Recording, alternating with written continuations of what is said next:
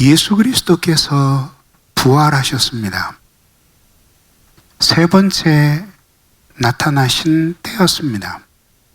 장소는 갈릴리 바다였습니다.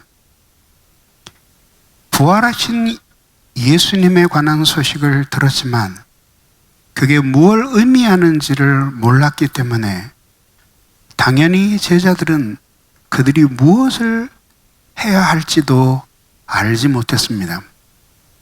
예전에 하던 일이 고기잡이였기 때문에 베드로와 또 다른 많은 제자들이 함께 고기잡이를 나갔습니다. 밤새도록 고기를 잡았지만 그 고기잡이에 실패했습니다. 그때 예수님께서 깊은 곳에 가 배 오른편에 그물을 던지라고 말씀하셨고 그때 많은 고기를 잡았습니다. 그것은 마치 누가복음 5장에서 주님의 부르심을 받았을 때 베드로가 경험했던 바와 같은 사건이었습니다.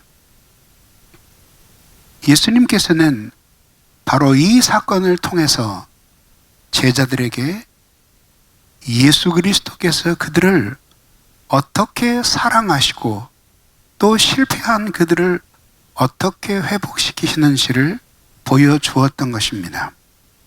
그래서 오늘의 주제는 제자들을 찾아오신 예수님입니다. 오셔서 하신 일은 4가지로 기록되어 있는데 첫째는 식탁을 차리신 것입니다. 어디서 준비하셨는지 제자들이 육지로 올라왔을 때 예수님은 이미 숯불을 피워놓고 떡을 굽고 생선을 구우며 제자들을 기다리고 계셨습니다. 무한한 그들을 위로하시기 위해서 예수님은 너희들 가운데 잡아온 생선이 있냐고 물으시며 그 생선을 가져오게 하셨습니다. 그리고는 둘러앉아서 함께 식사를 하게 되었습니다. 이것은 전통적인 선지자의 모습이라기보다는 엄마의 모습입니다. 자녀들을 위해서 아침 식탁을 준비하기 위해 떡을 굽고 고기를 구우며 밥상을 차리고 있는 모습을 보여주는 것입니다. 성경에서 식탁을 함께 한다고 하는 것은 형제애 혹은 가족됨을 의미하는 것입니다. 그래서 이스라엘 백성들은 함께 식탁을 나누는 것은 이제 가족들끼리 하는 일이었습니다. 마치 우리가 예전에 아주 오래전에 양반과 상민이 나뉘어져 있고 상황이 어쩔 수 없으면 양반과 상민은 함께 잠도 자고 여행도 하지만 식탁을 함께 하지는 않습니다. 왜냐하면 양반은 상민들이 자신과 식탁을 나눌 정도의 그런 한 부류라고 생각하지 않기 때문입니다. 이스라엘 백성들을 광야에서 만나를 내려 모든 백성을 함께 먹게 하신 것도 결국은 하나님이 기적의 말씀으로 그들을 살리실 것을 보여주는 동시에 매일 그 식탁을 대하며 이스라엘 백성들이 자신들이 한 가족임을 깨닫게 하시기 위하여 그리 하신 것입니다. 오늘 우리가 함께 나누는 성찬 역시 이 성찬을 나누며 우리들이 그리스도 안에 있는 한 가족이라고 하는 것을 가슴에 새기게 하는 것과 같은 것입니다. 무엇이 예뻐서 이들을 위해 엄마처럼 식탁을 준비하고 계실까요? 모든 제자들이 예수 그리스도를 모른다고 부인했고 그리고 심지어 예수 그리스도를 배신했습니다. 그리고 그들은 한 번도 예수 그리스도 앞에 와서 자신들의 과오를 뉘우치거나 용서를 빌지 않았습니다. 예수님은 마음으로 이미 이들의 모든 허물들을 용서하시고 어머니처럼 그들을 위해 밥상을 차리고 계셨던 것입니다. 주님은 오늘도 모든 당신의 자녀들이 어떠한 삶의 상황을 만났든지, 그리고 어떠한 죄를 지었든지 그들을 위해 식탁을 차리십니다. 그래서 그들을 당신의 식탁 앞에서 배불리 먹고 영적으로 회복되기를 바라십니다. 그래서 우리가 하나님을 떠나서 살 수 없는 사람이라는 것을 알게 하셔서 우리로 하여금 하나님과 함께 살아가는 이 삶을 자신의 인생의 운명처럼 여기게끔 만들어주시는 것입니다. 주님을 떠나서 살 수 없는 사람이라는 것을 보여주시는 것입니다. 인생에서 곤고한 일을 만나고 고통을 당하고 외롭습니다. 그때 하나님이 어떻게 그런 사람들을 다시 힘을 얻게끔 만들어주시는지를 생각해 보십시오. 그것은 바로 그분이 차려주시는 말씀의 식탁 앞에서, 그래서 하늘의 진미를 먹고 그 영혼을 배부르게 하심으로써 새로운 삶을 살아가게끔 힘을 주시는 것입니다. 배고프십니까? 주님의 식탁을 바라는 여러분들이 되시기를 바랍니다. 두 번째는 이름을 불러주신 것입니다. 조반을 마친 후 예수님은 제자들의 대표격인 베드로에게 물으셨습니다. 요한의 아들 시몬아, 내가 나를 사랑하느냐고 말입니다. 그를 요한의 아들 시몬아라고 불러주셨습니다. 가이사라 빌립보에서 그는 역사에 남을 위대한 신앙 고백을 했습니다. 사람들이 나를 누구라고 말하느냐? 모든 사람들이 정답이 아닌 것을 얘기했을 때 베드로는 자신의 신앙을 고백했습니다. 주는 그리스도시요 살아계신 하나님의 아들이십니다. 예수님은 매우 기뻐하셨고 이제는 더 이상 너의 이름을 시몬이라 하지 말고 베드로라 하라. 이 반석 위에 내가 교회를 세우리라 말씀하셨습니다. 여기서 반석은 곧 베드로니 베드로 위에 교회를 세운다는 뜻이 아니라 베드로가 한 그 위대한 신앙 고백의 터 위에, 그것을 믿는 믿음 위에 그리스도의 교회가 세워질 것을 가리키는 것입니다. 이렇게 놓고 보면 예수님이 새로 주신 베드로라는 이름이 그에게는 영광스러운 이름이었고 결코 어떤 경우에도 잃어버려서는 안 되는 이름이었습니다. 그런데 예수님이 당신이 버리게 하신 그 이름으로 베드로를 부르셨습니다. 요한의 아들 시몬아라고 말입니다. 요한이라는 이름은 그의 아버지의 이름이었고 그 이름의 뜻은 여호와께서 은혜를 베푸신다라는 뜻입니다. 시몬이라는 이름은 듣는다라는 말에서 온 것인데 그 요한이나 시몬이나 이 두 이름은 당시에 아주 흔한 이름이었습니다. 베드로라는 그 놀라운 이름을 지어주셨는데 왜 예수님은 그 당신이 지어주신 이름으로 부르질 않고 요한의 아들이라는 이름으로 이를 부르셨을까요? 예수 그리스도를 모른다고 부인했고 마지막에는 배신했고 끝에는 예수 그리스도를 모른다고 저주하면서 부인까지 했습니다.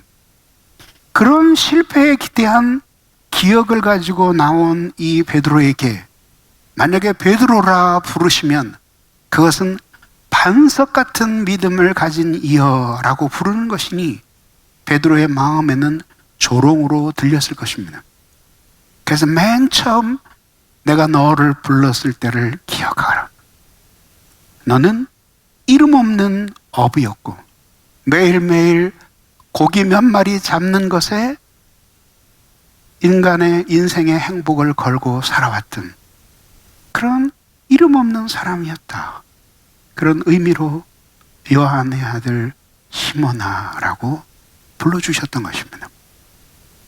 다시 말해서 실패했으면 실패한 있는 모습 그대로 그 베드로의 이름을 부르신 것입니다. 하나님은 우리가 어떤 처지에 있든지 우리가 하나님 앞에 훌륭한 삶을 살아낼 때 하나님 기뻐하십니다. 하나님을 위해 큰 일을 했을 때 하나님 영광 받으십니다. 주님을 위해 아주 특별한 헌신으로 자신을 바쳤을 때 하나님이 기뻐하시고 누구도 해낼 수 없는 일을 해냈을 때 그래서 선교에 도움이 되었을 때 하나님은 그 사람을 통해 영광을 받으십니다. 그런 하나님이 영광을 받으시는 사람만 사랑하시는 것은 아니죠.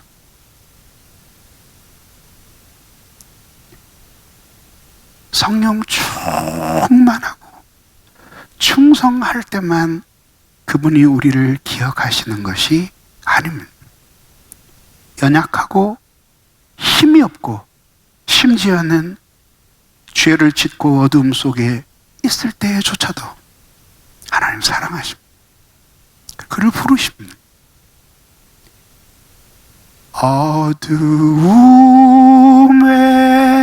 밝은 빛을 비춰주시고 너의 작은 신음에도 응답하시니 너는 어느 곳에 있든지 주를 향하고 주만 바라볼지라.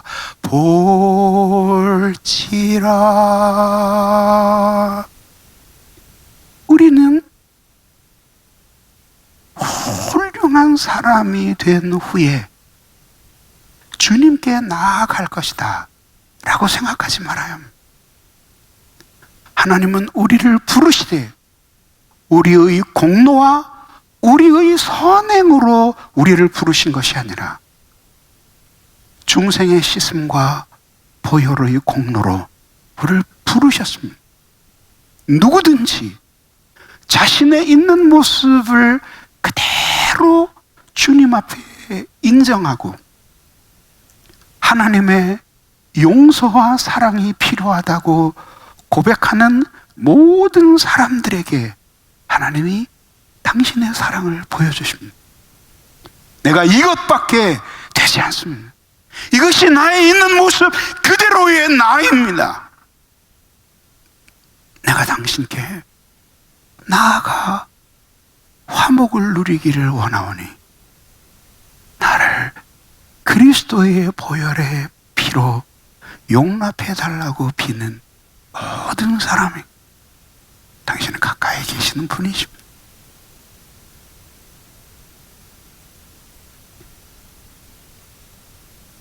세 번째는 질문을 던지셨습니다. 요한의 아들 시몬아, 내가 나를 사랑하느냐 하고 물으셨습니다. 베드로와의 첫 번째 대면이었습니다.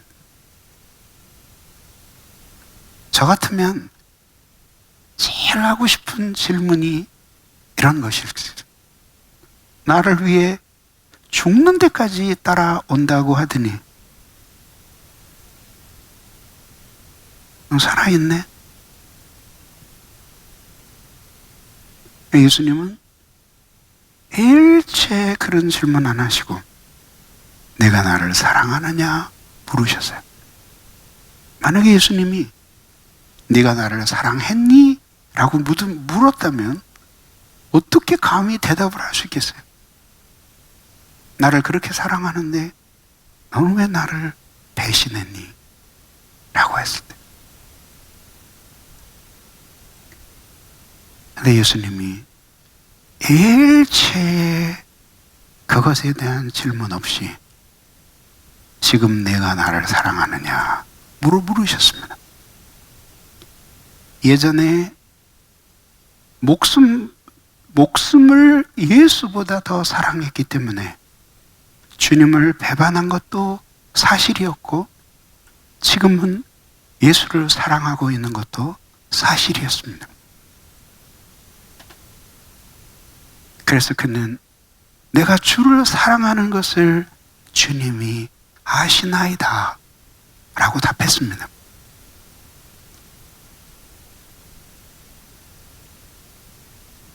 왜 예수님은 두 가지 질문도 아니고 단 하나의 질문을 세 번이나 반복해서 물으셨을까요? 이것이 가장 중요한 질문이기 때문입니다. 베드로가 다시 고기 잡는 갈릴리 어부로 돌아가든지 혹은 그가 예수님께 중요한 사명을 받아 예루살렘 교회의 지도자가 되든지 오래 살든지 일찍 순교해서 죽어버리든지 그 모든 것과는 상관없이 그에게 가장 중요한 질문이 바로 그것이었습니다. 요한복음을 잘 읽어보면 20장에서 딱 끝나면 아주 좋은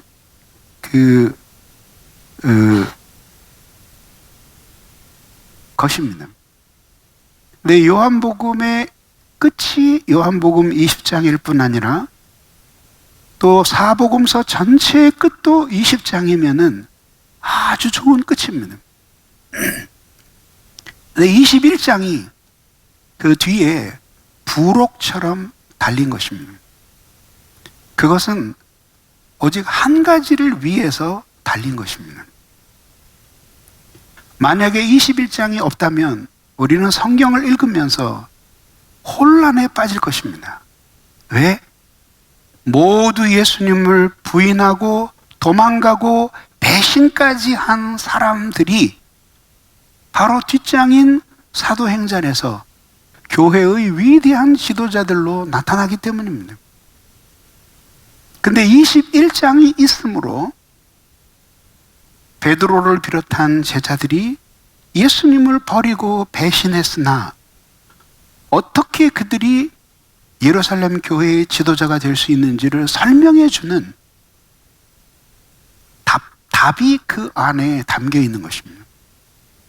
예수님이 친히 불러 내가 나를 사랑하느냐고 물으신 후 예루살렘 교회를 베드로에게 맡겨주신 것입니다.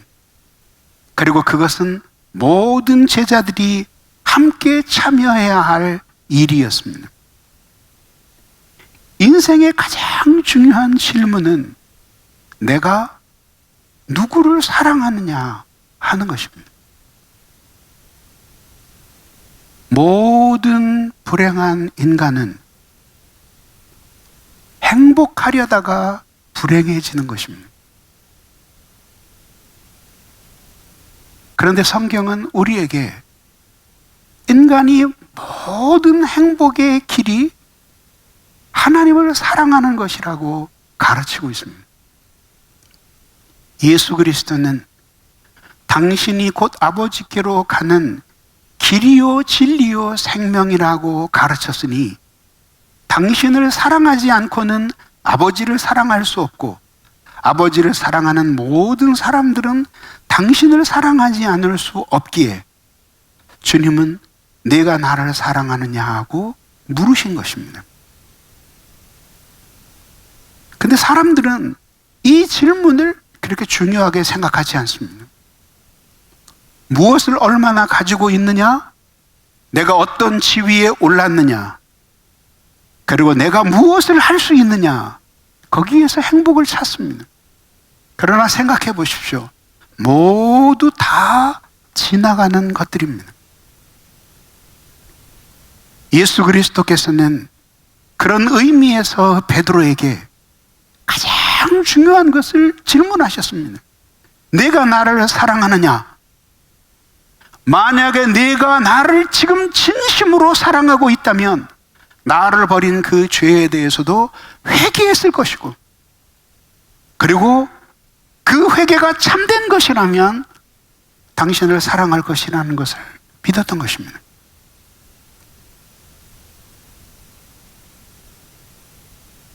하나님이 우리에게 말씀을 주어 깨닫게 하시고 우리에게 은혜를 주어 우리에게 하나님의 사랑을 경험하게 하시는 것은 모두 예수를 사랑하게 하시기 위함입니다.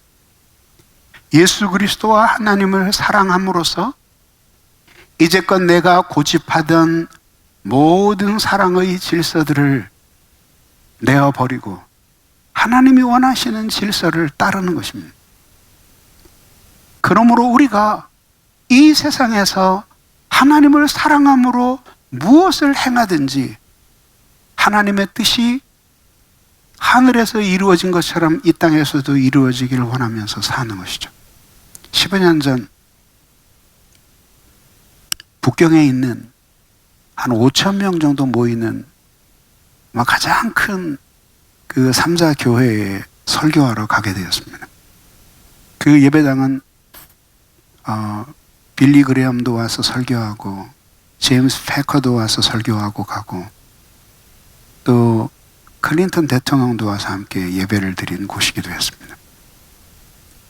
근데 거기에 제가 간 곳은 그쪽에 있는 조선족들이 모여있는 예배 장소였어요.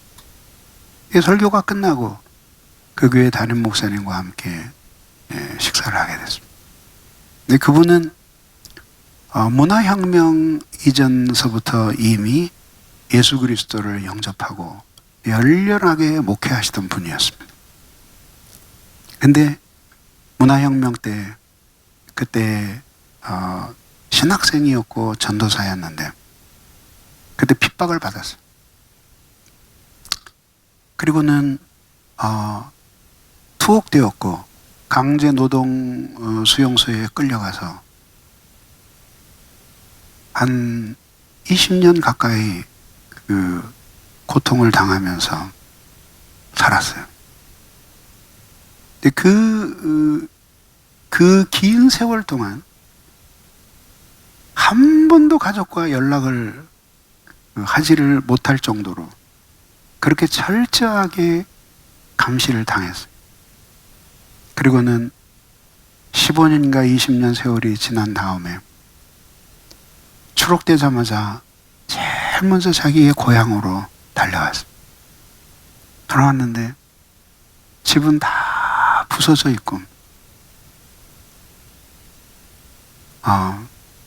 아버지는 화병으로 돌아가시고 어머니는 아버지 어머니는 돌아가시고 그리고 아내는 정신병자가 되어 있었고 아들 하나는 자살해버리고 또 한 아들은 공산주의자가 되어버렸어요. 그때 그 마당에서 동네 사람에게 그 이야기를 다 듣고 마당에 무릎을 꿇고 앉아서 한없이 너무너무 괴로워서 울고 있는데 음성이 들리더래요. 얘야, 이러도 네가 나를 사랑하느냐?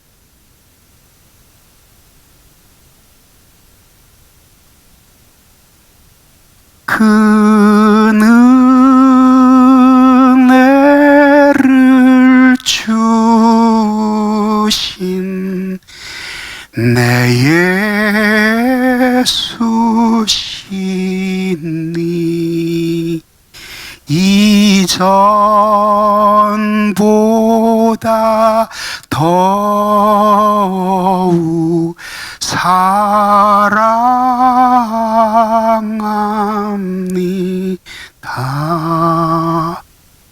그렇습니다, 주님. 그래도 나는 주님을 사랑합니다. 조금 하나님 앞에 선한 것을 했다고 해서 하나님은 눈에 보이게끔 우리에게 복을 주시지 않으셔요. 근데 우리의 마음은 혼란을 느끼죠.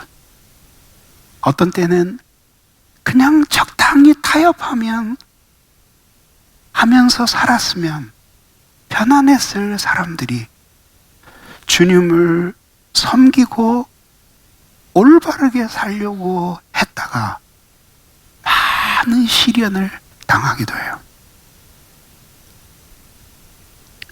그때 그 모든 것을 이기게 하는 힘은 바로 이 사랑에서 나오는 거예요.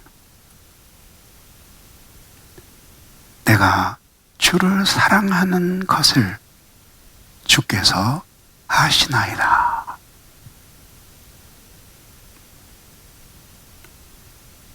어떠한 경우에도 예수의 사랑을 기억하는 사람들이 되기를 바랍니다. 마지막 네 번째는 사명을 주셨습니다. 이렇게 질문하신 세 번을 질문하셨습니다. 그리고 그것은 마치 그가 세 번을 부인했던 죄를 삭감하시는 것처럼 예수님이 질문하신 것입니다. 그리고는 그에게 주신 사명이 있었습니다. 내 어린 양을 먹이라고 말. 그리고 그것은 사명이었습니다. 하나님의 은혜는 우리 모두에게 거저 주어집니다. 그러나 그 은혜에는 사명이 있습니다. 하나님이 은혜를 많이 주신 사람에게는 그 은혜를 받지 못하고 살아갔을 경우에는 결코 느끼지 못했을 그 사명이 있는 거예요.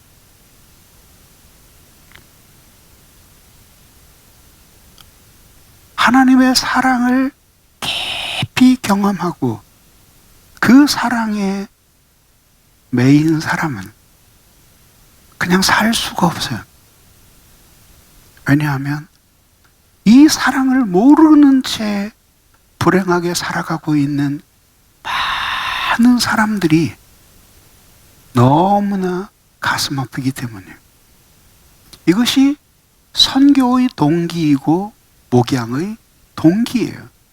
그러니 선교하고 목양하고 많은 일로 하나님을 섬긴다고 하면서 하나님을 사랑하지 않는 사람은 모순된 일을 하고 있는 것이죠.